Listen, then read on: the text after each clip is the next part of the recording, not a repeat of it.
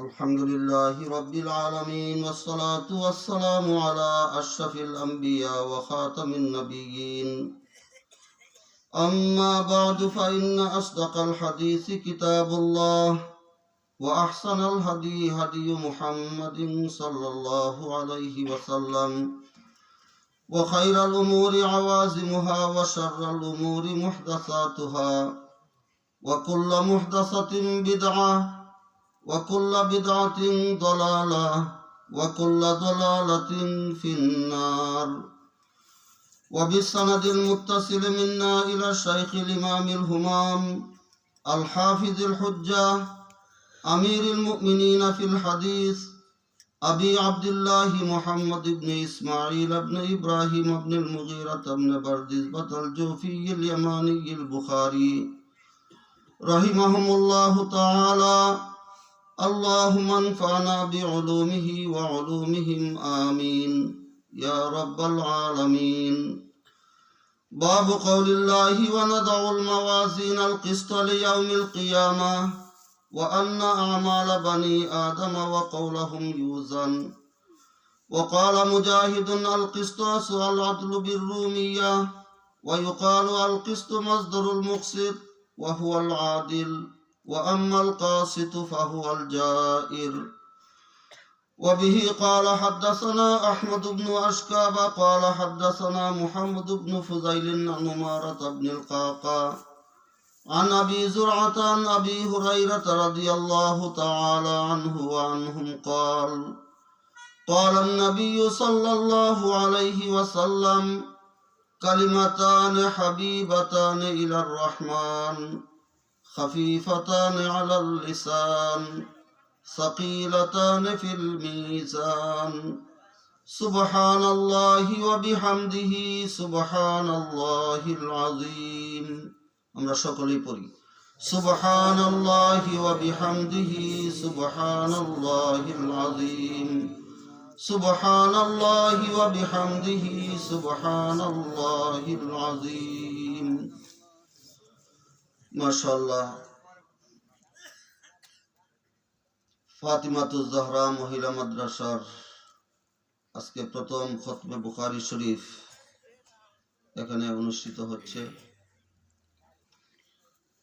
বুখারী শরীফ সম্পর্কে এবং ইমাম বুখারী রহমতুল্লাহ আলাইহি সম্পর্কে এই মাদ্রাসার শাইখুল হাদিস সাহেব কিছু গুরুত্বপূর্ণ আলোচনা করেছেন। ইমাম বুখারী রহমতুল্লাহি আলাইহি তিনি জন্মগ্রহণ করছেন বর্তমান উজবেকিস্তান এর প্রাচীন শহর এবং প্রসিদ্ধ শহর বুখারাতে। উজবেকিস্তান একসময় রাশিয়ার অন্তর্ভুক্ত ছিল, এখন এটা মধ্য এশিয়ায় একটা স্বাধীন মুসলিম রাষ্ট্র। আমাদের বাংলাদেশের রাষ্ট্রের 6টা রাষ্ট্রের সমান এবং সেখানে জনসংখ্যা 3 কোটি, 93 ভাগ মুসলমান আর শতকরা 100 ভাগের 100 ভাগ হলো হানাফি মাযহাবের অনুসারী। আমাদের সবচেয়ে আমরা যখন উজবেকিস্তানে যাই বুখারা সমরকন্দে ইমাম বুখারী রহমতুল্লাহ কবরের পাশে যে মসজিদ, ওই মসজিদের ইমাম সাহেবের সাথে আমার দীর্ঘ 1 ঘন্টা আলোচনা হয়েছে। তিনি আমাকে এই তথ্য দিলেন যে হুজুর আমাদের পুরো উজবেকিস্তানে হানাফি মাযহাবের অনুসারী ছাড়া কোনো মুসলমান নাই। সুবহানাল্লাহ, এটা আমাদের খুশির বিষয়। আর এর কারণ হলো ইমাম বুখারী রহমতুল্লাহ আলাইহির বড় বড় এবং প্রসিদ্ধ উস্তাদ যারা ছিলেন সকলেই ইমাম আবু হানিফার ওই ছাত্র নাইলে নাতি ছাত্র। ইমাম বুখারী ইমাম আবু হানিফার নাতি ছাত্র অথবা পুতি ছাত্র। বুখারী শরীফে 22টা হাদিস আছে, সুলাসি বলে এগুলিকে। ইমাম বুখারী মাত্র 3 সূত্রে মানে 3 জনের মাধ্যমে হুজুর সাল্লাল্লাহু আলাইহি ওয়াসাল্লাম থেকে হাদিস গ্রহণ করছেন। ইমাম বুখারী আর হুজুর সাল্লাল্লাহু আলাইহি ওয়াসাল্লামের মধ্যে 3 জন রাবী বর্ণনাকারী। বুখারী শরীফে 22টা হাদিস আছে এরকম সুলাসি। এর মধ্যে 11টা হাদিস হলো মক্কি ইবনে ইব্রাহিম থেকে, ইমাম বুখারীর উস্তাদ, প্রসিদ্ধ উস্তাদ। আর মক্কি ইবনে ইব্রাহিম সরাসরি ইমাম আবু হানিফার ছাত্র। এটা আমাদের হানাফিদের কথা না। বুখারী শরীফের সবচেয়ে প্রসিদ্ধ যে ব্যাখ্যা গ্রন্থ ফতহুল বারী, হাফিজুদ দুনিয়া আল্লামা ইবনে হাজার আসকালানী রাবিদের জীবনী সম্পর্কে যে কিতাব লেখছেন আত-তাহজিব, এই কিতাবের মধ্যে লেখছেন মক্কি ইবনে ইব্রাহিম হুয়া তিলমিজু ইমাম আবি হানিফা রাহিমাহুল্লাহ। আর অন্যদিকে ইমাম বুখারী হইলেন ইমাম আবু হানিফার পুতি ছাত্র। ইমাম আবু হানিফার ছাত্র হইলেন ইমাম আবু ইউসুফ। ইমাম আবু ইউসুফের ছাত্র হইলেন ইমাম আহমদ ইবনে হাম্বল। ইমাম আহমদ ইবনে হাম্বলের ছাত্র হইলেন ইমাম বুখারী। তাহলে ইমাম বুখারী আবু হানিফার পুতি ছাত্র, হয় নাতি ছাত্র নাইলে পুতি ছাত্র। আর বুখারী শরীফের জায়গায় জায়গায় ইমাম বুখারীর উস্তাদ ইমাম আবু হানিফার ছাত্র। এই কারণেই বর্তমান উজবেকিস্তানে 100 ভাগের 100 ভাগ হলো হানাফি মাযহাবের অনুসারী। ইমাম বুখারী রহমতুল্লাহ জন্মগ্রহণ করছেন বুখারায়, যেটা উজবেকিস্তানের রাজধানী তাশকন্ত থেকে 600 কিলোমিটার দূরে। বুখারা হলো বর্তমানে রাজধানী থেকে 600 কিলোমিটার দূরে। আর তিনি মৃত্যুবরণ করছেন সমরকন্দের পাশে একটা গ্রামে। সমরকন্দ হলো তাশকন্ত থেকে 300 কিলোমিটার দূরে। ইমাম বুখারী 194 হিজরিতে 13ই শাওয়াল শুক্রবার জুম্মা নামাজের পরে তিনি জন্মগ্রহণ করেন। আর মৃত্যুবরণ করছেন 256 হিজরিতে 1 শাওয়াল ঈদ উল ফিতরের রাত্রে এশার নামাজের পরে। শনিবার ছিল দিনটা, শুক্রবার যাইয়া শনিবারের রাত। তো জন্ম ওনার ঈদের দিন, মৃত্যু আবার ঈদের রাত্রে। শুক্রবারে জন্ম, সাপ্তাহিক ঈদ ঈদ উল ফিতরের রাত্রে মৃত্যুবরণ করছেন। আর ইমাম বুখারী রহমতুল্লাহর বয়স হয়েছিল 13 দিন কম 62 বছর। ইমাম বুখারী রহমতুল্লাহ আলাইহি এতিম ছিলেন। এখানে ওনার সবকিছুর উপর অবদান হইল ওনার মার। কারণ একজন এতিমকে লালন পালন করে বড় আলিম বানানো, এটা ইমাম বুখারী রহমতুল্লাহ আলাইহি মা করেছেন। অন্যদিকে তিনি ছোটবেলায় অন্ধ হয়ে গেছিলেন, দুইটা চক্ষু নষ্ট হয়ে গেছিল। ইমাম বুখারী রহমতুল্লাহ মা আল্লাহর কাছে দোয়া করছেন। এক রাত্রে দোয়া করে ঘুমাইছেন, স্বপ্নে দেখেন হযরত ইব্রাহিম আলাইহিস সালাম ইমাম বুখারীর মার পাশে। ইব্রাহিম আলাইহিস সালাম বলতেছেন, তোমার দোয়া আল্লাহ কবুল করছেন, যাই দেখো তোমার ছেলে ভালো হয়ে গেছে। আল্লাহ পাক তার চক্ষুর পাওয়ার ফিরাই দিয়েছেন। উনি ঘুম থেকে উঠলেন, যাই দেখেন সত্যি ইমাম বুখারী সব দেখতেছেন। আর আল্লাহ তাআলা তার চক্ষুর পাওয়ার এত বাড়াইছেন, তিনি 18 বছর বয়সে মদিনা শরীফে আত-তারিখুল কাবীর নামে একটা বড় কিতাব লিখছেন। রাত্রে চাঁদের আলোতে বৈশা, বাতির প্রয়োজন হয় নাই। আমাদের মহিলা মাদ্রাসাগুলি এই জন্যই, একজন মা যদি এরকম দিনদার হয়, আলিমা হয়, তাহলে তার সন্তানদেরকে এরকম আলিম আলিমা বানাইতে পারবে। ইসলামের ইতিহাসে দেখেন মহিলাদের যে অবদান, এই অবদান পুরুষদেরও নাই, বইলা শেষ করা যাবে না। ইমাম মালিক রহমতুল্লাহ আলাইহি ওনার যুগে সবচেয়ে বড়, দুনিয়ার সবচেয়ে বড় আলিম ছিলেন ইমাম মালিক, এক মাযহাবের ইমাম। ওনার উস্তাদ হলেন হযরতে রবিয়া ইবনে আব্দুর রহমান। এই রবিয়া, ওনাকে ওনার পিতা সফরে চলে গেছিলেন, দিনী সফরে, মার গর্ভের মধ্যে ছিলেন রবিয়া। এরপরে জন্মগ্রহণ করছেন, মা লেখাপড়া করাইয়া এত বড় আলিম বানাইছেন, ইমাম মালিক রহমতুল্লাহ আলাইহির উস্তাদ হয়ে গেছেন। 16 বছর পরে পিতা আইছেন বাড়িতে, মসজিদে নববীতে নামাজ পড়তে গেছেন। যাই দেখেন অল্প বয়সের এক ছেলে হাজার হাজার বড় বড় উলামা ইকরামকে হাদিস পড়াইতেছে।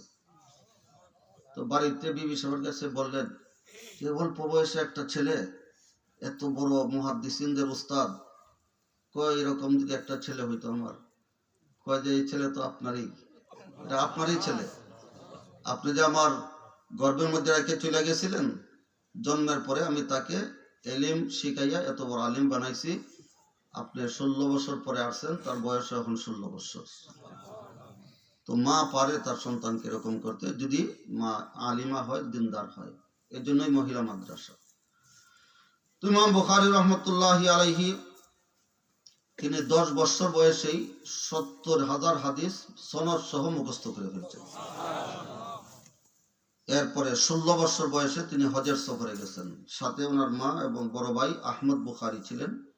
হজের পরে মা এবং ওনার বড় ভাই চলে আসেন দেশে, ইমাম বুখারী আসেন নাই। 2 বছর পর্যন্ত মক্কা মদিনা রয়ে গেছেন। আর ওই সময় মক্কা মদিনার যত মুহাদ্দিসিন ছিলেন তাদের কাছ থেকে তিনি হাদিস শিখছেন। এরপরে আসছেন বুখারাতে, আয়সা তিনি শাম গেছেন, ইরাক গেছেন, কুফা, বাসরা, বাগদাদ, সর্বশেষ ইমাম বুখারী সফর করছেন মিশর।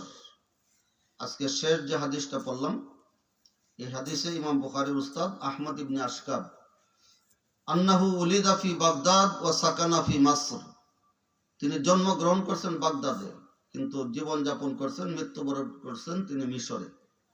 ওনার কাছ থেকে ইমাম বুখারী মিশর যাইয়া হাদিস গ্রহণ করছেন।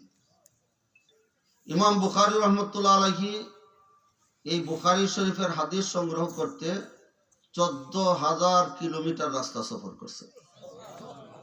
আমাদের বর্তমান সময়ের সফর না, এখন তো আমরা খুব আরামদায়ক সফর করি। ইমাম বুখারী তো ঘোড়ার উপর সওয়ার হয়ে গেছেন। আমি তো মিশর গেছি, মিশরে 8 দিন ছিলাম। মিশরে যাইতে হলে একদিকে লোহিত সাগর, আর একদিকে ভূমধ্য সাগর, আর একদিকে নীলনদ। আমরা তো কায়রোতে গেছি বিমানে, ইমাম বুখারী তো ঘোড়ার উপর সওয়ার হয়ে গেছে। তো কত কষ্ট করছেন ইলমে দ্বীনের জন্য। এভাবে ইমাম বুখারী তার জীবনটাকে ওয়াকফ করে দিয়েছেন ইলমে হাদিসের জন্য। এত বেশি কুরবানি আর কেউ করেন নাই। ইমাম বুখারী রহমতুল্লাহ আলাইহি 23 বছর বয়সেই যখন বুখারী শরীফ লেখেন, 6 লক্ষ হাদিস সনদ সহ তার মুখস্থ ছিল। 6 লক্ষ হাদিস সনদ সহ। এর থেকে যাচাই বাছাই করে মাত্র 7,275টি হাদিস এই কিতাবের মধ্যে আনছেন। আর ইমাম বুখারীর উস্তাদের সংখ্যা হলো 1080 জন। 1080 জন উস্তাদের থেকে তিনি হাদিস গ্রহণ করছেন। ইমাম তিরমিজি রহমতুল্লাহ আলাইহি, ইমাম মুসলিম রহমতুল্লাহ আলাইহি ইমাম বুখারীর ছাত্র। ইমাম তিরমিজি, ওনার জন্মস্থান তিরমিজ, এটা উজবেকিস্তানে পড়ছে। উজবেকিস্তানে তিরমিজ, নাসাফ, বুখারা, সমরকন্দ এসবগুলি উজবেকিস্তানে বর্তমান যেটা ইমাম বুখারীর দেশ। ওখানে ইসলামের দাওয়াত নিয়ে গেছিলেন হুজুরে পাক ইসলামের চাচাতো ভাই আব্দুল্লাহ ইবনে আব্বাস রাদিয়াল্লাহু তাআলা আমার ছোট ভাই কুসাম বিন আব্বাস, ওনার দাওয়াতেই উজবেকিস্তান মুসলমান হয়েছে। এবং ওনার কবরও সেই সমরকন্দে, শাহে জিন্দা একটা কবরস্থান আছে সমরকন্দে, ওখানে হাজারো মুহাদ্দিসিনদের কবর। আর এর মাঝখানে কুসাম বিন আব্বাস রাদিয়াল্লাহু তাআলা কবর। এছাড়াও নকশবন্দিয়া তরিকার ইমাম বাহাউদ্দিন নকশবন্দি, ওনার কবর সমরকন্দে। ফকি আবুল্লাহ সমরকন্দি, আমাদের আকাইদের ইমাম আবুল মনসুর মাতুরিদি, এরকম অনেক বড় বড় উলামায়ে কেরামদের কবর বর্তমানে বুখারা, সমরকন্দ, তাশকন্দ, নাসাফ এবং তিরমিজে আছে। আল্লাহ তাআলা তাদের কবর জিয়ারত করার তৌফিক আমাকে দিয়েছেন। মিশরেও ইমাম শাফি রহমতুল্লাহর কবর, এর পাশে ইমাম তোহাবি রহমতুল্লাহর কবর। আল্লামা ইবনে হাজার আসকালানি, আল্লামা বদরুদ্দিন আইনি, এরকম অনেক সাহাবায়ে কেরামদেরও কবর মিশরে। যিনি ফাতিহে মিশর, মিশর বিজয়ী সাহাবী আমর ইবনুল আস রাদিয়াল্লাহু তাআলা ওনার কবর মিশরে। এবং ওনার নামে একটা মসজিদও আছে, মসজিদ আমর ইবনুল আস, সেখানে আমরা নামাজ পড়ছি, ওনার কবর জিয়ারত করছি। ইমাম শাফি এবং ইমাম তোহাবির কবর জিয়ারত করিয়া আমার সাথীদেরকে বললাম যে আমরা যখন হাদিস পড়াই তো দেখা যায় ইমাম তোহাবি রহমতুল্লাহ আলাইহি ইমাম শাফির মযহবকে এমনভাবে খণ্ডন করছেন, আর ইমাম শাফি আর ইমাম তোহাবির মধ্যে এই দলিল ভিত্তিক এত ইখতিলাফ, কিন্তু আল্লাহ তাআলা দুইজনকে পাশাপাশি শোয়াইছেন। আমি ওখানে বলছি যে কবরের মধ্যে কি আবার ইখতিলাফ শুরু করছে। ইমাম তোহাবি হলেন আমাদের হানফি মযহবের ব্যারিস্টার, দাঁত ভাঙ্গা জবাব দিচ্ছেন প্রত্যেকটা ইখতিলাফি মাসালার ক্ষেত্রে। ইমাম তোহাবি আর ইমাম শাফির কবর পাশাপাশি। আমরা ইমাম শাফির কবর জিয়ারত করেই ইমাম তোহাবির কবর জিয়ারত করছি। আল্লাহু আকবার। তো ইমামে বুখারী রাহমাতুল্লাহি আলাইহি আমাদের শাইখুল হাদিস বলছেন প্রত্যেকটা হাদিস লেখার আগে গোসল করছেন, 2 রাকাত নামাজ পড়ছেন, এরপরে তিনি যখন ইস্তেখারা করছেন, ইলহাম হওয়ার পরে তিনি একটা হাদিস লিখছেন। এর জন্য বুখারী শরীফ কিতাবে ইলহামি, কোরআনে কারীম কিতাবে ইলাহি, আর বুখারী শরীফ হলো কিতাবে ইলহামি। আর ইমাম বুখারী রহমতুল্লাহ আলাইহি এই কিতাব লেখার পিছনে অনেকগুলি কারণ ছিল। এর মধ্যে সবচেয়ে বড় কারণ ছিল এই, ইমাম বুখারী একদিন রাত্রে স্বপ্ন দেখতেছেন এক জায়গায় হুজুরে পাক সাল্লাল্লাহু আলাইহি ওয়াসাল্লাম তশরিফ আনছেন আর হুজুরের গায়ের মধ্যে মাছি বসতেছে। ইমাম বুখারী রহমতুল্লাহ সাথে সাথে একটা হাত পাক আনছেন আর হুজুর সাল্লাল্লাহু আলাইহি ওয়াসাল্লামের গায়ের থেকে মাছিগুলি তাড়াই দিতেছে। ওনার স্বপ্ন ভাঙছে, ঘুম ভাঙছে। ওনার উস্তাদ ছিলেন ইসহাক ইবনে রাহওয়ায়। উস্তাদের কাছে যাইয়া স্বপ্নের কথা বলছেন। তো উস্তাদ বলছেন, তোমার স্বপ্নের ব্যাখ্যা হইলো তুমি একটা সহিহ হাদিসের কিতাব লিখবে যে হাদিসের মধ্যে কোনো জয়ীফ থাকবে না।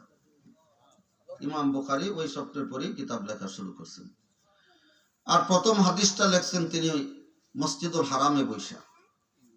ওনার প্রথম উস্তাদ হলো মক্কা শরীফের হাদ্দাসান আল হুমায়দি, তিনি মক্কি। আর শেষ হাদিস আনছেন যিনি জন্মগ্রহণ করছেন বাগদাদ আর জীবনযাপন করছেন, মৃত্যুবরণ করছেন মিশর। ইমাম বুখারী রহমতুল্লাহ আলাইহি কিতাব শেষ করছেন মদিনা শরীফে বৈশা, রিয়াজুল জান্নায়। কারণ হাদিস লেখার পরে হাদিসের যে পরিচ্ছেদ এবং অধ্যায়, পরিচ্ছেদ মানে কিতাব, ইমাম বুখারীর কিতাবের মধ্যে ৯৮টা পরিচ্ছেদ আছে, ৩,৪৫০টি অধ্যায় আছে। এই সবগুলি অধ্যায় লেখছেন রিয়াজুল জান্নায় বসে। প্রত্যেকটা অধ্যায় লেখার আগেও গোসল করছেন, 2 রাকাত নামাজ পড়ছেন। বেহেশতের বাগানে 2 রাকাত নামাজ পড়ার জন্য আপনারা যারা হাজি আছেন, এখানে হজে গেছেন, উমরায় গেছেন, কত কষ্ট করতে হয়। আর এখন তো সৌদি আরবে আইন জারি করছে, একবার শুধু রিয়াজুল জান্নায় যাইতে পারবে বৎসরে, দ্বিতীয়বার আর কেউ যাইতে পারবে না। আর ইমাম বুখারী রহমতুল্লাহ ৩,৪৫০টি অধ্যায় লেখছেন, গোসল করছেন, 2 রাকাত করে নামাজ পড়ছেন রিয়াজুল জান্নায় বসে। ইমাম বুখারী রহমতুল্লাহ আলাইহি তিনি তার কিতাব শুরু করছেন ওহীর আলোচনার দ্বারা। ওহী মানে আল্লাহর পক্ষ থেকে জিবরাইল আলাইহিস সালাম আল্লাহর যে বাণী, আল্লাহর কালাম নবীজির কাছে নিয়ে আসছেন, এটাকে ওহী বলে। এই ওহীর মাধ্যমেই আমরা দ্বীনের সবকিছু জানতে পারছি। ওহীর মাধ্যমেই হুজুর ইসলামের নবুয়ত এবং রিসালত প্রমাণিত হয়েছে। ওহীর মাধ্যমেই আল্লাহর সাথে বান্দার গভীর সম্পর্ক, তাআল্লুক পয়দা হয়। ওহীর শিক্ষার মাধ্যমেই আদর্শ মানুষ হওয়া যায়। ইনসানিয়ত এবং মানবতা মানুষের মধ্যে আছে একমাত্র ওহীর জ্ঞান এবং ওহীর শিক্ষা লাভ করার মাধ্যমে। সুতরাং ওহী হলো দ্বীনের মূল জিনিস, দ্বীনের সবচেয়ে মূল জিনিস, এবং দ্বীনের উৎপত্তি হইল ওহীর মাধ্যমে। তো যেটার দ্বারা দ্বীন আমরা পাইছি, এটার দ্বারা ইমাম বুখারী তার কিতাব শুরু করছেন। এরপরে তিনি প্রথমে আনছেন কিতাবুল ঈমান, শেষে আনছেন কিতাবুত তাওহীদ। আমাদের ঈমান যদি তাওহীদ যুক্ত না থাকে, ঈমানের মধ্যে যদি শিরক আইসা যায়, তাহলে তার ঈমানের কোনো দাম নাই। ওই ঈমানের দ্বারা সে পরকালে নাজাত পাইবে না, মুক্তি পাইবে না। আমাদের ঈমানকে নষ্ট করার জন্য আজকে আমাদের বাংলাদেশে চতুর্মুখী ষড়যন্ত্র, চক্রান্ত এবং ফিতনা চলতেছে। এজন্য আমাদেরকে খুব সাবধান থাকতে হবে, আমাদের ঈমান যেন কেউ নষ্ট না করতে পারে। ঈমানের সঙ্গে যেন শিরকের মধ্যে আমরা লিপ্ত না হই। আল্লাহ তাআলা আমাদেরকে হেফাজত করুন। এরপর ইমাম বুখারী রহমতুল্লাহ আলাইহি প্রথম হাদিস আনছেন ইন্নামাল আমালু বিন্নিয়াত, এটা তো আমরা সবাই জানি। আর শেষ যে হাদিসটা আনছেন, যে অধ্যায়ের মধ্যে শাইখুল হাদিস সাহেব বলছেন যে মুতাজিলাদের একটা ভ্রান্ত আকীদা ছিল, কোরআন সুন্নাহ বিরোধী। এই আকীদাটাকে খণ্ডন করিয়া আহলে সুন্নাত ওয়াল জামাতের যে সহিহ আকীদা, কোরআন এবং হাদিসের দ্বারা অকাট্যভাবে প্রমাণিত, এটাকে তিনি শেষ অধ্যায়ে প্রমাণ করছেন। মুতাজিলাদের ভ্রান্ত আকীদা হইল কিয়ামতের ময়দানে আল্লাহ তাআলা আমাদের জীবনের সমস্ত আমল এবং সমস্ত কাজের কোনো ওজন করবেন না, কোনো হিসাব নেবেন না, আল্লাহর ইলম অনুযায়ী আল্লাহ ফয়সালা করে ফেলবেন। এটা হলো একটা ভ্রান্ত আকীদা।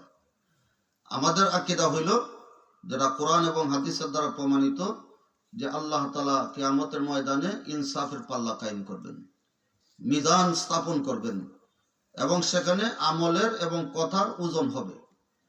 এই ওজনের মাধ্যমে যাদের নেকির পাল্লা ভারী হবে এরা হবে জান্নাতি, আর যাদের গুনার পাল্লা ভারী হবে এরা হবে জাহান্নামী। আল্লাহ তার ইনসাফকে হাসরের ময়দানে সকল মানুষ এবং জিনের সামনে তিনি প্রকাশ করবেন এবং প্রতিষ্ঠা করবেন। শুধু ইলমের দ্বারা আল্লাহ বিচার করবেন না, আল্লাহ পাক ইনসাফ কায়েম করার জন্য সেখানে মিজান কায়েম করবেন। এখন মিজানটা কোন সময় কায়েম করবেন, কোথায় কায়েম করবেন, মিজান ধরবেন কে, এগুলি লম্বা আলোচনা। আমরা যখন কবরের থেকে উঠব হাসরের ময়দানে সকল মানুষ একত্রিত হবে। আদম আলাইহিস সালাম থেকে নিয়ে কিয়ামত পর্যন্ত যত মানুষ দুনিয়াতে ছিল, আছে, আসবে, সকলেই হাসরের ময়দানে জমায়েত হবে। হাসরের ময়দানটা হবে বর্তমান পৃথিবীর আয়তন অনুযায়ী 20 কোটি বর্গ মাইল ব্যাপী। 20 কোটি বর্গ মাইল ব্যাপী হবে হাসরের ময়দানটা। এই হাসরের ময়দানের স্টেজ হবে আরাফার ময়দান। আরাফার ময়দানটা হবে হাসরের ময়দানের স্টেজ। যেরকম আজকের সম্মেলনের স্টেজ এটা, এরকম আরাফার ময়দান থেকে শুরু হবে। হাসরের ময়দানে মানুষ সহ্যের বাহিরে চলে যাবে, কেউ সহ্য করতে পারবে না, কারণ এই মাটি থাকবে না, তামা হয়ে যাবে, সূর্য আদাত উপরে আসবে, মানুষ পাগলের মতো উম্মাদের মতো ছুটাছুটি করতে থাকবে। তখন চিন্তা করবে যে দুনিয়াতে যে আমাদের কাছে নবী রাসূল গেছিলেন, তারা তো আল্লাহর প্রিয় বান্দা, আমরা নবীদের কাছে যাই, তারা একটু সুপারিশ করুক আমাদের জন্য। তো আদম আলাইহিস সালাম থেকে নিয়ে ঈসা আলাইহিস সালাম পর্যন্ত সব নবীদের কাছে মানুষ যাবে, কেউ সুপারিশ করতে পারবেন না। সকলেই বলবেন নাফসি নাফসি, আমাদেরকে নিয়ে আমরা চিন্তিত আছি। এরপরে সবাই যাবে আমাদের নবীর কাছে সুপারিশের জন্য। আমাদের নবী বলবেন, হ্যাঁ, এই সুপারিশ একমাত্র আমাকে আল্লাহ তাআলা অধিকার দিয়েছেন, এই সুপারিশ আমি ছাড়া আর কেউ করতে পারবে না, আমি তোমাদের জন্য সুপারিশ করব। নবী করিম ইসলাম তখন আরশের নিচে মাকামে মাহমুদে যাবেন এবং সেজদার মধ্যে পড়বেন। আল্লাহ পাক রব্বুল আলামিন বলবেন, হে মুহাম্মদ, আপনি সেজদা থেকে মাথা উঠান, আপনি সুপারিশ করেন, আমি আপনার সুপারিশ কবুল করব। তখন হুজুর পাক সাল্লাল্লাহু আলাইহি সেজদা থেকে মাথা উঠাইয়া সমস্ত হাসরবাসীর জন্য সুপারিশ করবেন, বিচার কাজ শুরু হওয়ার জন্য। আমাদের নবীর সুপারিশের পরেই প্রত্যেকের আমলনামা হাতে দেওয়া হবে।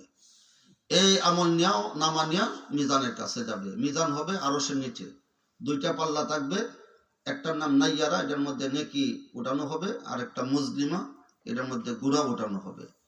হযরতে জিবরাইল আলাইহিস সালাম এই পাল্লা ধরবেন, কাছে থাকবেন হযরতে আদম আলাইহিস সালাম এবং হযরত আজরাইল আলাইহিস সালাম। সাহাবায়ে কিরাম বললেন, ইয়া রাসূলুল্লাহ, আপনাকে আমরা কোথায় পাইব এই কঠিন বিপদের দিনে? হুজুর বললেন, আমি 3 জায়গায় থাকব। কোন সময় মিজানের কাছে, কোন সময় পুল সিরাতে, কোন সময় হাউজে কাউসারের পারে। এই 3 জায়গায় আমি থাকব। আমার উম্মত যাতে কোনো গুনার কারণে জাহান্নামে না যায়, আমি আমার উম্মতের জন্য এই 3 জায়গায় ছুটাছুটি করতে থাকব। এই বিচার কাজ শুরু হবে। ইমাম বুখারী রাহমাতুল্লাহি আলাইহি এটাই এখানে প্রমাণ করতেছেন। বাবু কওলিল্লাহি ওয়া নাদাউল মাওয়াজিনাল কিসতা লিয়াউমিল কিয়ামা। আল্লাহ বলেন, আমি কিয়ামতের দিন ইনসাফের পাল্লা কায়েম করব।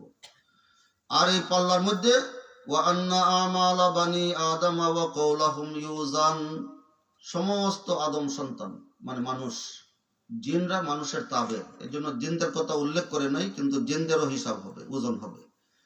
তো সমস্ত মানুষ এবং জিনদের আমলেরও ওজন হবে, কথারও ওজন হবে।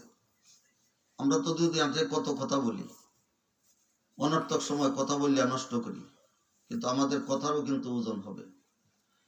ইমাম বুখারী যদিও বলছেন সমস্ত মানুষের আমলের এবং কথার ওজন হবে, কিন্তু অন্যান্য হাদিস এবং উলামায়ে কেরামদের ব্যাখ্যা অনুযায়ী 6 শ্রেণীর আমলের কোনো ওজন হবে না, কোনো হিসাব হবে না। কয় শ্রেণীর? 6 শ্রেণীর। এই 6 শ্রেণীর ব্যতীত বাকি সকল মানুষ এবং জিনদের আমলের ওজন হবে, কথার ওজন হবে, হিসাব হবে। 6 শ্রেণীর মধ্যে 1 নম্বর আম্বিয়া আলাইহিস সালাম, নবী রাসূলগণ। 2 নম্বরে আল্লাহর ফেরেশতাগণ। 3 নম্বরে মুসলমানের নাবালক সন্তান, যারা নাবালক অবস্থায় মারা গেছে। 4 নম্বর হলো মুসলমান পাগল, যারা পাগল অবস্থায় জীবন যাপন করে পাগল অবস্থায় মারা গেছে। 5 নম্বর হলো উম্মতে মুহাম্মাদিয়ার 70,000 আমাদের নবীর উম্মত। এই 70,000-এর সাথে আরো কত হাজার হবে আল্লাহ পাক জানেন। এদেরও কোনো ওজন হবে না, হিসাব হবে না। এদেরকে আল্লাহ পাক বিনা ওজনে বিনা হিসাবে জান্নাত দিয়ে দিবেন। এদের 2টা গুণ থাকবে। একটা হলো দুঃখে সুখে সর্ব অবস্থায় তারা আল্লাহর প্রশংসা করত, আর আল্লাহর উপর তারা তাওয়াক্কুল করত, অন্য কোনো কিছুর উপরে তাওয়াক্কুল করত না। এদেরকে আল্লাহ বিনা ওজনে বিনা হিসাবে জান্নাত দিবেন।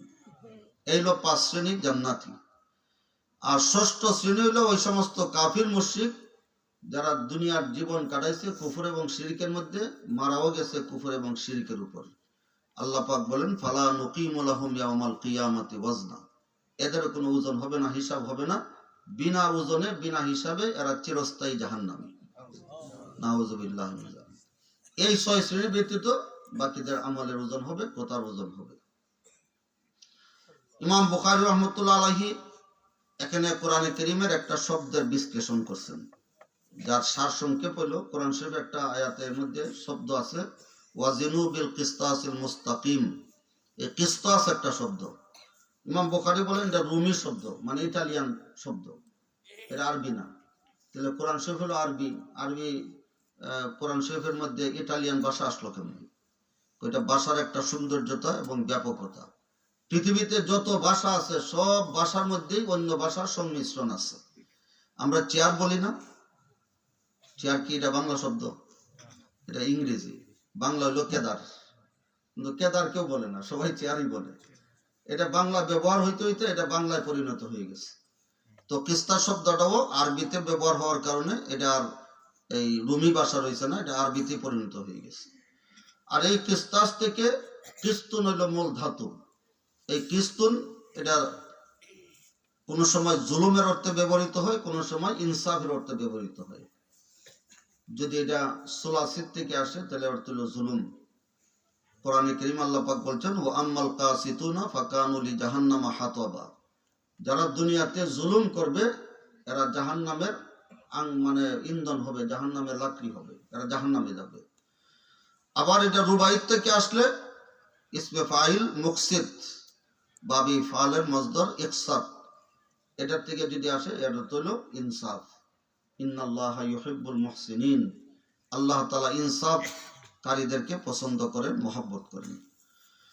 এরপর ইমাম বুখারী রাহমাতুল্লাহ আলাইহি তিনি মূল যে কথাটা যে আল্লাহ পাক মিজান কায়েম করবেন, মিজানের মধ্যে ওজন হবে, এই ওজনটা আমলের হবে।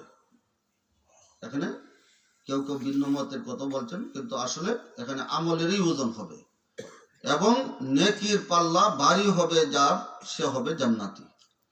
ইমাম বুখারী শেষ হাদিস আনছেন সাকিলাতান ফিল মিজান, মিজান ভারী হবে। তো ভারী হবে তো ওজনের দ্বারা, তো কোরআনে কারীমের আয়াতের দ্বারা মিজানের মধ্যে আমলের ওজন করা হবে, আর হাদিসের দ্বারাও প্রমাণিত হয়েছে সাকিলাতান ফিল মিজান।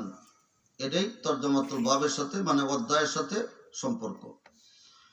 তো শেষ হাদিস আনছেন দুইটা বাক্য দয়ালু আল্লাহর কাছে খুবই প্রিয়, এবং এই দুইটা বাক্য যারা পড়বে এরাও আল্লাহর প্রিয় বান্দা হয়ে যাবে। আর দুইটা বাক্য উচ্চারণে খুবই সহজ, সবাই উচ্চারণ করতে পারবে, কারোর জন্য কোনো কঠিন না। কিন্তু এই দুইটা বাক্যে যখন মিজানে রাখা হবে, এই দুইটা বাক্যের সওয়াবের দ্বারা মিজান ভারী হয়ে যাবে। এখন মিজান ভারী হবে আমলের সংখ্যা বেশি হইলে না, আমলের পরিমাণ বেশি হইলে না। হযরতে দাউদ আলাইহিস সালাম আল্লাহর কাছে সওয়াল করছিলেন, আল্লাহ কিয়ামতের ময়দানের মিজানটা আমি দেখতে চাই, আমারে দেখাও। আল্লাহ তাআলা মিজান দেখাইছেন। দেখা মাত্রই দাউদ আলাইহিস সালাম বেহুশ হয়ে পড়ে গেছেন। অনেক পরে হুশ হয়েছে। আল্লাহ জিজ্ঞাসা করলেন, মিজান দেখতে চাইলে দেখাইলাম, বেহুশ হইলে কেন? দাউদ আলাইহিস সালাম বললেন, আল্লাহ মিজানটা এত বড়, 7 আসমান 7 জমিন, এর মাঝখানে যা কিছু আছে সব যদি এক পাল্লা রাখা হয় তবে পাল্লাটা ভরবে না। তাহলে আমাদের আমলের দ্বারা মিজান তো ভরার কোনো কথাই নাই, তাহলে আমরা জান্নাতে যাইব কেমনে? এই চিন্তায় আমি বেহুশ হয়ে গেছি। আল্লাহ পাক রব্বুল আলামিন বললেন, হে দাউদ, আমলের সংখ্যা এবং পরিমাণ বেশি হইলে মিজান ভারী হবে না, বরং যার আমলের মধ্যে যত বেশি নিয়ত সহি থাকবে, এই সহি নিয়তের বরকতে তার মিজান অল্প আমলের দ্বারা ভারী হয়ে যাবে। এই কারণে ইমাম বুখারী প্রথমে আনছেন নিয়তের হাদিস, আর শেষে আনছেন মিজান ভারী হওয়ার হাদিস। তাহলে মিজান ভারী হবে কিসের দ্বারা? সহি নিয়তের দ্বারা। সহি নিয়ত কাকে বলে? যে আমলটা একমাত্র আল্লাহর সন্তুষ্টির জন্য, আল্লাহকে রাজি খুশি করার জন্য যে আমল করা হয়, এটাই সহি নিয়তের আমল। আমরা যত আমল করি, আমরা যেন নিয়তকে সহি করিয়া আমরা আমল করি, তাহলে আমাদের আমল মিজানে ভারী হবে এবং আমরা জান্নাতে যেতে পারব। ইমাম বুখারী রাহমাতুল্লাহ আলাইহি শেষ হাদিস যেটা আনছেন দুইটা বাক্যের হাদিস। প্রথম বাক্য হলো সুবহানাল্লাহি ওয়া বিহামদিহি, আর দ্বিতীয় বাক্য হলো সুবহানাল্লাহিল আযীম। এই ছোট্ট দুইটা বাক্য তেমন বড় না, এটা এত দামি হইল কেন? আল্লাহর কাছে প্রিয়, মিজানে ভারী। এর কারণ হইল আল্লাহ পাকের ৯৯টা নাম। আল্লাহর গুণবাচক নাম কয়টা? আসমাউল হোসনা। এসব মাদ্রাসা নুরানি বিভাগের ছাত্ররা মুখস্থ করে। এই ৯৯টা নাম আল্লাহর গুণাবলী, এই দুইটা বাক্যের মধ্যে এই সমস্ত গুণাবলীর একবারে সমষ্টি এই দুইটা বাক্যের মধ্যে আছে। আল্লাহর গুণ মৌলিকভাবে ৩ প্রকারের। একটা হলো আল্লাহর পবিত্রতা, আরেকটা হলো আল্লাহর প্রশংসা, আরেকটা হলো আল্লাহর বরত্ব। এই সব গুণাবলী এই ৩টার মধ্যে আছে। আর এই ৩টা গুণাবলীর দ্বারাই ইমাম বুখারী তার কিতাব শেষ করছেন। সুবহানাল্লাহি, এখানে আল্লাহর পবিত্রতা, আমি আল্লাহর পবিত্রতা বর্ণনা করতেছি। বিহামদিহি, আল্লাহর প্রশংসা করতেছি। আজিম, আল্লাহর বরত্ব। তাহলে আল্লাহর পবিত্রতা, আল্লাহর প্রশংসা, আল্লাহর বরত্ব, এই আল্লাহর গুণের কারণেই এই হাদিসটার এত দাম, এই দুইটা বাক্যের এত দাম। আল্লাহর গুণাবলীকে যদি কেউ মহব্বত করে, শুধু এতটুকুর কারণে আল্লাহ পাক তাকে জান্নাত দিয়ে দিবে। হুজুর ইসলামের যুগে মসজিদে কুবার ইমাম ছিলেন কুলসুম বিন হাদাম। ওনার অভ্যাস ছিল ইমামতি করতেন, নামাজের প্রত্যেক রাকাতে কুলফু আল্লাহ পড়তেন। কোন রাকাত কুলফু আল্লাহ ছাড়া উনি পড়তেন না। আরেকটা সূরাও পড়তেন সাথে, কিন্তু কুলফু আল্লাহ বাদ দিতেন না। তো মুসল্লিরা বলতেছে, হুজুর আপনি এই কুলফু আল্লাহ পড়েন প্রত্যেক রাকাতে, সব রাকাতে তো সূরা ফাতিহা পড়তে হয়, আপনি সূরা ফাতিহাও পড়েন আবার কুলফু আল্লাহ পড়েন, এটা কি? আপনি কুলফু আল্লাহ বাদ দিতে পারেন না? উনি বলতেছেন, আমি তোমরা বাদ দিতে পারি, আমার ইমামতি বাদ দিতে পারি, কিন্তু কুলফু আল্লাহ আমি বাদ দিতে পারবো না। ওরা জানে যে মসজিদে কুবার আমাদের যে ইমাম সাহেব, এর চেয়ে উত্তম, এর চেয়ে ভালো আর কোনো ইমাম আমাদের এই এলাকায় নেই। উনি যদি ইমামতি বাদ দিয়ে দেন তাহলে আমরা মুসিবতে পড়বো, এর চেয়ে ভালো ইমাম পাইবো না। কারণ তারা যাই হুজুর ইসলামকে জানাইছে যে হুজুর আমাদের ইমাম সাহেব তো প্রত্যেক রাকাতে কুলফু আল্লাহ পড়ে। তো হুজুর ইসলাম ডাকছেন কুলসুম ইবনে হাদামকে, জিজ্ঞাসা করলেন, তুমি নাকি প্রত্যেক রাকাতে কুলফু আল্লাহ পড়ো? জি হুজুর। কেন? তো বললেন, হুজুর আমি এই সূরাটাকে মহব্বত করি, কারণ এই সূরার মধ্যে আল্লাহর গুণাবলী আছে, এই জন্য আমি এই সূরা বাদ দিতে পারি না। হুজুর সাল্লাম বললেন, হুব্বুকা ইয়াহা আদখালাকাল জান্নাহ, এই সূরার মহব্বত তোমাকে জান্নাতের মধ্যে প্রবেশ করাইবে। এই জন্য আল্লাহর গুণাবলীর দামের কারণে বুখারী শরীফের শেষ হাদিসের এই দাম, দুইটা বাক্যের এত দাম। হাদিস শরীফে আছে, কেউ যদি 100 বার এই দুইটা বাক্য পড়ে, সুবহানাল্লাহি ওয়া বিহামদিহি সুবহানাল্লাহিল আযীম, সমুদ্রের ফেনা পরিমাণও যদি গুনাহ হয়, আল্লাহ তাআলা তার গুনাহ মাফ করে দেন। আজকে আমরা সবাই বুখারী শরীফের ছাত্র হয়ে গেছি। এক হাদিস পড়লেও ছাত্র, 1000 হাদিস পড়লেও কি ছাত্র। এই জন্য ছাত্র হিসাবে আপনাদেরকে আমি 2টা সবক দিব, একটা হলো করণীয় আর একটা হলো বর্জনীয়, এবং দুইটাই বুখারী শরীফ এবং ইমাম বুখারীর থেকে। বুখারী শরীফের শেষ হাদিস যেরকম শুরু হয়েছে নিয়তের দ্বারা, আর শেষ করছেন আমলের মধ্যে। যার নিয়ত যত বেশি সহি হবে, তার আমল মিজানে তত বেশি ভারী হবে। তো আমরা আজকে থেকে 3টা কাজ করব। 1 নম্বর হলো দৈনিক 100 বার ইস্তেগফার করব। দৈনিক 100 বার কি? ছোট একটা ঘটনা বলে ফেলবো না? কষ্ট হইতেছে? ইস্তেগফারের বরকত, এটা বললে শেষ করা যাইবে না। একটা ঘটনা, ইমামে আবু দাউদ রহমতুল্লাহ আলাইহি, ওনার উস্তাদের একটা ঘটনা আছে। একটা হাদিসের কারণে একজন সন্ত্রাসী, একজন গডফাদার, যে এলাকার সবচেয়ে বড় মাস্তান, সে একটা হাদিসের কারণে তার জীবন পরিবর্তন করিয়া পরবর্তীতে সে আমিরুল মুমিনিন ফিল হাদিস হয়ে গেছে। ইমাম আবু দাউদ রহমতুল্লাহ উস্তাদ মুহাম্মদ ইবনে মাসলামা আল কানাবি, তিনি ঘোড়ার উপর সওয়ার হয়ে যাইতেছেন। তো রাস্তায় ওই সন্ত্রাসী গডফাদার ঘোড়ার লাগাম ধরে ওনাকে আটকেছে, বলতেছে, আমার একটা হাদিস শোনান। আপনি তো খালি হাদিস লইয়ে দেখি দৌড়াদৌড়ি করেন, একটা হাদিস আমার শুনুন।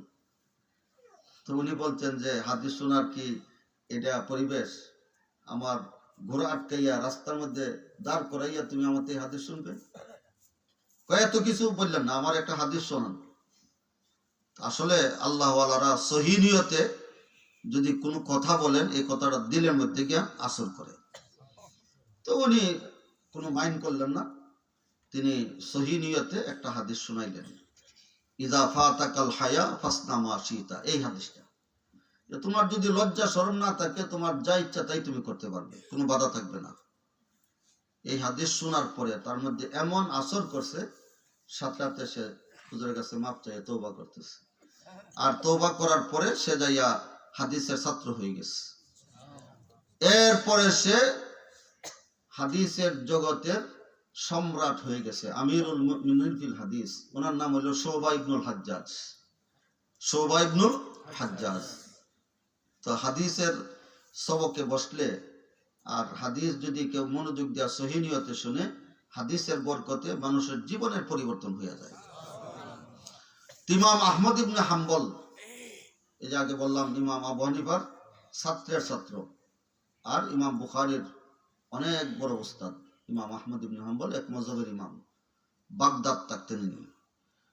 ওনার কাছে হাদিস পড়ার জন্য ৬৫০০ কিলোমিটার রাস্তা পায়ে হাইটা একজন মুহাদ্দিস আসছিলেন ইমাম আহমদ ইবনে হাম্বলের থেকে হাদিস গ্রহণ করার জন্য। স্পেন থেকে বাগদাদ আসছেন, ৬৫০০ কিলোমিটার রাস্তা। বাকি ইবনে মাখলাদ ওনার নাম। এত বড় ইমাম। উনি একবার দিনের সফরে গেছেন, শীতের রাত্রি ছিল, একবারে কনকনে শীতে, কুয়াশা পড়তেছে, ঠান্ডা বাতাস বইতেছে। তো ওই সময় তো আর হোটেল রেস্তোরাঁ ছিল না। তো উনি রাত্রে হয়ে গেছে এক জায়গায়, তো এক মসজিদের কাছে গেলেন। মসজিদের মুয়াজ্জিন সাহেবকে বললেন যে আমি মুসাফির মানুষ, নিজের পরিচয় দেন নাই।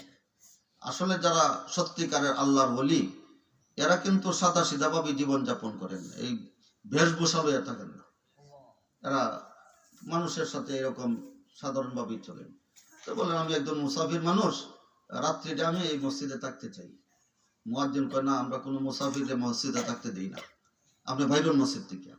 তো মসজিদ থেকে বাইর করে দিচ্ছে। উনি মসজিদের সামনে দাঁড়ায় রইলেন শীতের মধ্যে। তো ওই সময় এক রুটিওয়ালা ভ্যান গাড়িতে সারাদিন রুটি বেচে, রাত্রে রুটি বানায়, সে মসজিদের সামনে দিয়ে যাইতেছিল, দেখলো একজন মুসাফির বৃদ্ধ মানুষ। তো যাই বলল যে মুসাফির ভাই, আপনি এখানে দাঁড়ায় রইলেন কেন? কয় যে রাত্রে মসজিদে থাকতে চাইলাম, মুয়াজ্জিন সাহেব তো থাকতে দিলই না, মসজিদে বাইর করে দিছে। তো রুটিওয়ালা বলল যে আমার সাথে চলেন মুসাফির ভাই, আমার ঘরে আপনি থাকতে পারবেন, আমার ঘরটা গরম, কারণ আমি সারা রাত্রে ঘরের মধ্যে রুটি বানাই, চুলা জ্বলে, তা আপনি আমার সাথে চলেন।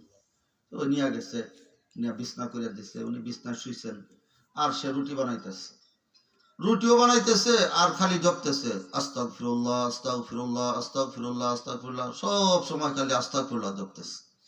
ইমাম আহমদ ইবনে হাম্বল জিজ্ঞাসা করলেন, তুমি এত আস্তাগফিরুল্লাহ পড়ো, এটার মধ্যে কি পাইছো? কয় হুজুর, আমি এই আস্তাগফিরুল্লাহর বরকতে জীবনের যত দোয়া করছি আল্লাহর কাছে, আমার সব দোয়া কবুল হয়েছে, ইল্লা ওয়াহিদান, ইল্লা, কিন্তু একটা দোয়া এখনো কবুল হয় নাই হুজুর, একটা দোয়া এখনো কবুল হয় না, এখনো বাকি আছে, আর সব দোয়া কবুল হচ্ছে। ইমাম আহমদ ইবনে হাম্বল জিজ্ঞাসা করলেন, এটা কোন দোয়া যেটা এখনো তোমার কবুল হয় নাই, বাকি রয়েছে? কয় আমি জানতে পারছি বর্তমান দুনিয়ায় সবচেয়ে বড় ইমাম, সবচেয়ে বড় মুহাদ্দিস, আল্লাহর ওলি ইমাম আহমদ ইবনে হাম্বল। তো আমি আল্লাহর কাছে দোয়া করছিলাম, আল্লাহ এত বড় একজন আলিমকে না দেখাইয়া আমারে তুমি মৃত্যু দিও না। তো আজ পর্যন্ত আমি ইমাম আহমদ ইবনে হাম্বলকে দেখতে পারি নাই, এই দোয়াটা বাকি আছে। তো ইমাম আহমদ ইবনে হাম্বল হাসিতে বলতেছেন, আরে কি বলো তুমি, তুমি চাইছিলে ওনাকে দেখতে, আল্লাহ তাআলা তোমার দোয়া এমন ভাবে কবুল করছেন, ১০০ মাইল দূরের থেকে ইমাম আহমদ ইবনে হাম্বলকে তোমার ঘরের মধ্যে প্রবেশ করাইয়া তোমাকে দেখাই দিছে। পরে বলতেছেন, আমি ইমাম আহমদ ইবনে হাম্বল, তোমার এই দোয়াটাও কবুল হয়ে গেছে। এজন্য দৈনিক ১০০ বার আমরা ইস্তেগফার করব। একটা ছোট্ট ইস্তেগফার আছে, পুরা যদি নাও পড়তে পারি, শুধু আস্তাগফিরুল্লাহ আস্তাগফিরুল্লাহ আস্তাগফিরুল্লাহ পড়বো ১০০ বার। ২ নম্বর হলো ছোট্ট একটা দুরূদ শরীফ আছে, সাল্লাল্লাহু আলাইহি ওয়াসাল্লাম, সবাই পড়েন সাল্লাল্লাহু, এটাও দৈনিক ১০০ বার। যারা বেশি বেশি দুরূদ শরীফ পড়বে, আর একটা কথা বললে নেই, বিছনায় শুইছেন, ঘুম আসে না নাকি? বিছনায় শুইলে ঘুম এসে যায়? আর যে যত বড় ধনী, যে যত বড় লোক, তার ঘুমাইতে তত বেশি দেরি হয়। যার টাকা পয়সা দ্বন্দ্বলত বেশি, হের ঘুমাইতে দেরি। তো যাই হোক, আমরা বিছনায় শুয়ে রয়েছি, ঘুম আসতেছে না, আপনি বিছনায় শুয়ে শুয়ে পড়তে থাকবেন সাল্লাল্লাহু আলাইহি ওয়াসাল্লাম সাল্লাল্লাহু আলাইহি ওয়াসাল্লাম। এভাবে পড়তে পড়তে ঘুম আইসা যাবে। এমনও হইতে পারে এই বেশি বেশি দুরূদ শরীফ পড়ার কারণে স্বপ্নে আল্লাহ রাসূলকে আপনি দেখার সৌভাগ্য লাভ করতে পারেন। জীবনে যদি একবার স্বপ্নেও আল্লাহ রাসূলকে দেখতে পারেন, জান্নাত আপনার জন্য ওয়াজিব হয়ে যাবে। আর নবীজি বলছেন যে আমাকে স্বপ্নে দেখবে, আমি তার জন্য কিয়ামতের ময়দানে সুপারিশ করব, আর নবীর সুপারিশ আল্লাহ পাক ফিরাই দিবেন না, তার জন্য জান্নাত ওয়াজিব। তাইলে 100 বার ইস্তেগফার, 100 বার দরুদ শরীফ, আর 100 বার হইল এই সুবহানাল্লাহি ওয়া বিহামদিহি সুবহানাল্লাহিল আযীম। এই সবকটা মনে থাকবে, প্রতিদিন আমরা করব, একদিনও বাদ দিব না। সকালে না পারি বিকালে, বিকালে না পারি রাত্রে, যে কোনো সময়ে আপনি এই 3টা বিষয় 100 বার করে পড়বেন। এটা হলো করণীয়। আরেকটা বর্জনীয় আছে, যেটা ইমাম বুখারীর জীবনী থেকে আমরা এই উপদেশটা নিব, এই শিক্ষাটা নিব। ইমাম বুখারীর জীবনের বৈশিষ্ট্য অনেক, এর মধ্যে একটা বৈশিষ্ট্য হইল তিনি বলেন, আমি জীবনে কোনোদিন কারো গীবত করি নাই। আমি জীবনে কোনোদিন কারো গীবত করি নাই। বর্তমান আমাদের দেশে সবচেয়ে গরম হইল গীবতের বাজার। চাউলের বাজারে তো গরম না, পেঁয়াজের বাজারে তো গরম না, মসজিদে বৈশাও গীবত করে, রাস্তাঘাটেও গীবত করে, ঘরের মধ্যেও গীবত করে, গীবত সব জায়গায়। এজন্য আজকে আমরা বুখারী শরীফের ছাত্র হইয়া ইমাম বুখারীর জীবনের একটা আদর্শ আমরা গ্রহণ করব। আল্লাহ পাক এই উসিলায় হয়তো আমাদেরকে ইমাম বুখারীর সঙ্গে হাসর করাইবে। সেটা হলো আজকের থেকে আমরা তওবা করলাম, আর কোনোদিন কারো গীবত করব না। গীবত বুঝেন তো, মানে একজনের পরোক্ষে তার দোষ আরেকজনের কাছে বর্ণনা করা। অনেকে গীবতের কথা বললে হুজুর যেটা কইছে এটা তো মিছা কইছেন, এটা তো তার মধ্যে আছে।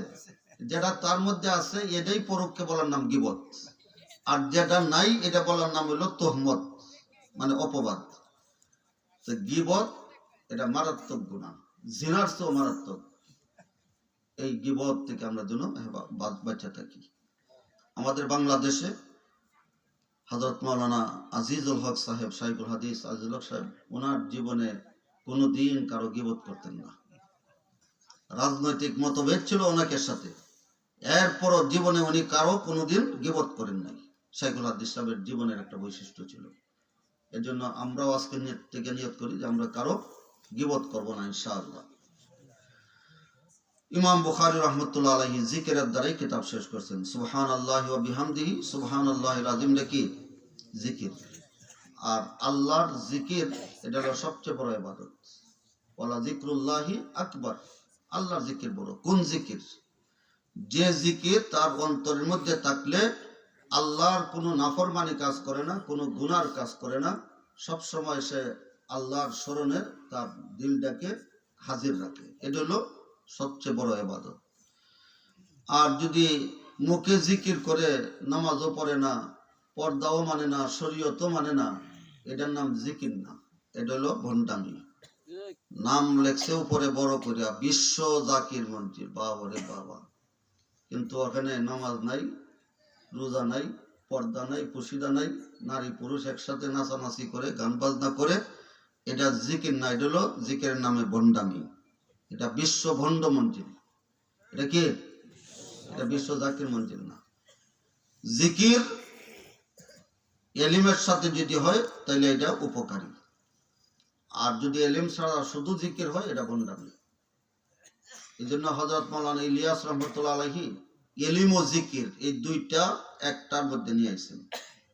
সহিহ উসুলের মধ্যে এলিম ও জিকির দুইটা মিললে একটা না, না দুইটা আলাদা? কেন?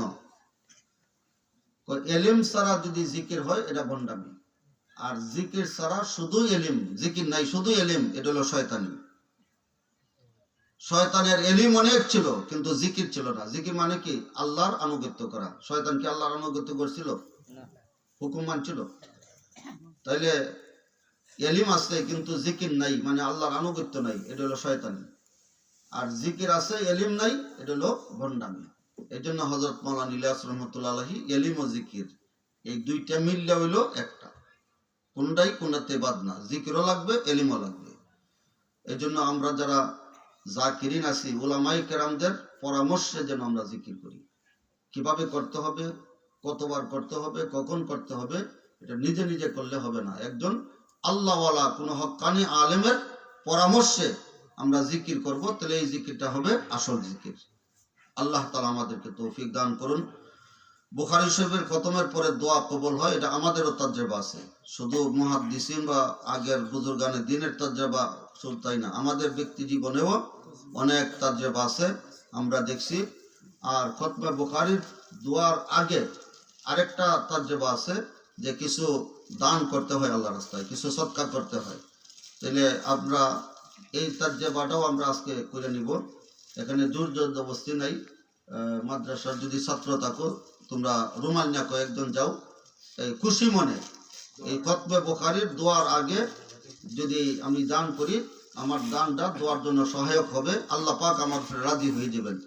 আমাদের পিতামাতা, আত্মীয় স্বজন যারা মারা গেছেন, তাদের রুহের মাগফিরাতের জন্য, আমার কোনো মুসিবত থাকলে মুসিবত থেকে উদ্ধারের জন্য, কেউ অসুস্থ আছে রোগী, এই রোগের থেকে মুক্তির জন্য, যে কোনো নিয়তে এখানে আমরা বলবো না যে 1000 2000 এত টাকা দেন, এটা বলবো না। আপনারা খুশি মনে আপনাদের সাধ্য অনুযায়ী এই রুমালের মধ্যে দিয়ে দেন, আর আমরা ইস্তেগফার দুরূদ শরীফ পড়তে থাকি, আর এই রুমালটা আসলে আমরা দোয়া করে নিব। এটা আমাদের সব জায়গায় তো আমি